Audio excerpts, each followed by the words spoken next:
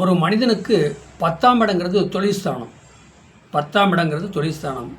ஒரு மனிதனுக்கு லக்கணத்திலேருந்து 12 பாவம் இருக்குதுங்க.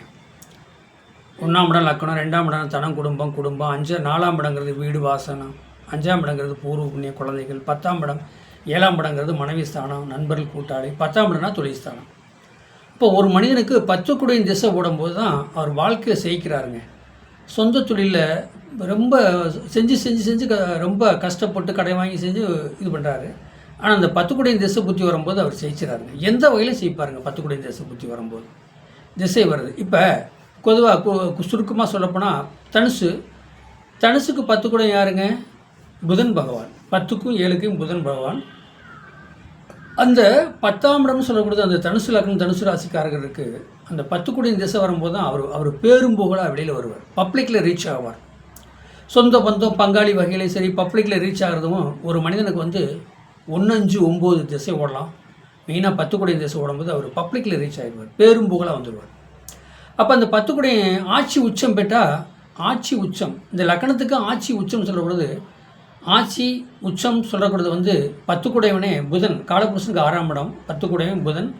அங்கே ஆட்சி உச்சம் பெறுறார். மீனத்தில் தான் நீச்சம் பெறுறார். அப்போ ஆட்சி உச்சமும் அங்கே கன்னி. ஆனால் ஆட்சி உச்சம் பெறது கன்னியில், ஆட்சி பெறாரு மிதுனத்தில் 7ஆம் இடத்துல. அப்போ இங்கே இருந்தாலும் இந்த தனுசு லக்னம் தனுசு ராசிக்காரருக்கு இந்த புதன் பகவான் 10 குடையவனாக வர்றாரவா நல்லதையே செய்வார். அதில் எந்த ஒரு மாற்றம் கிடையாது. எனக்கு தெரிஞ்ச சாதகம் தனுசு லக்னம் தனுசு ராசி. ஆனால் அதுக்கு லக்கணத்துக்கு 10ஆம் இடம் புதன். நான் சொன்னேன் உனக்கு புதன் திசை வரும்போது நீ வெற்றி அடைவீங்க, வாழ்க்கையில் ஜெயிப்பீங்க.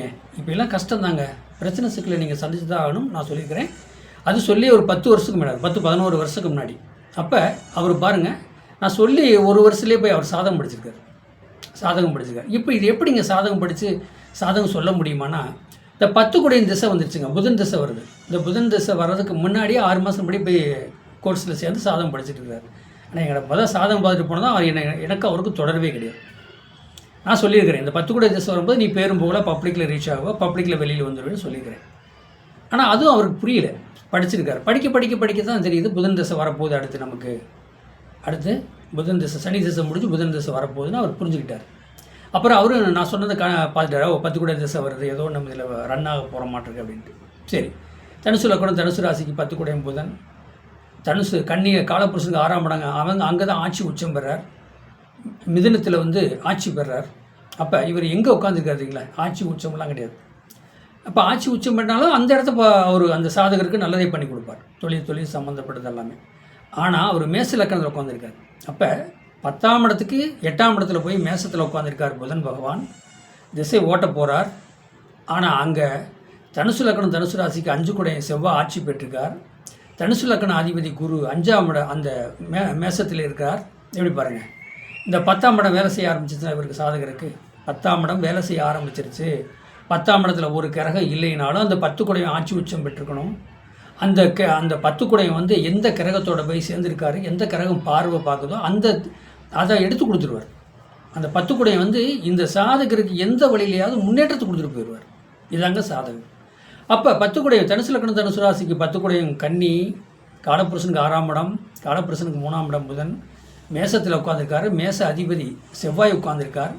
அங்கே குரு உட்காந்துருக்கார். தனுசு லக்கணத்துக்கு அதிபதியும் 4 குடையனும் குரு 5ஆம் இடத்துல உட்காந்துருக்குறாங்க மேசத்தில்.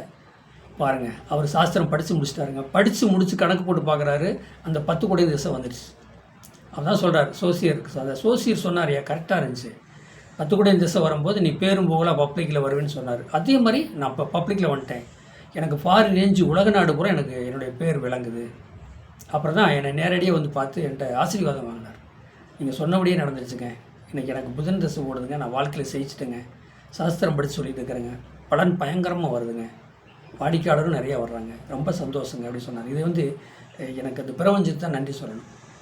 வாழ்க வளமுடன். வாழ்த்துக்கள். என்னுடைய சேனலை சப்ஸ்கிரைப் பண்ணுங்கள், பெல் பண்ண ஆன் பண்ணுங்கள், மற்றவங்களுக்கு ஷேர் பண்ணுங்கள். 95 14 77 10 74 நம்பருக்கு வாட்ஸ்அப்பில் சாதகம் அனுப்புங்க. வாழ்க வளமுடன்.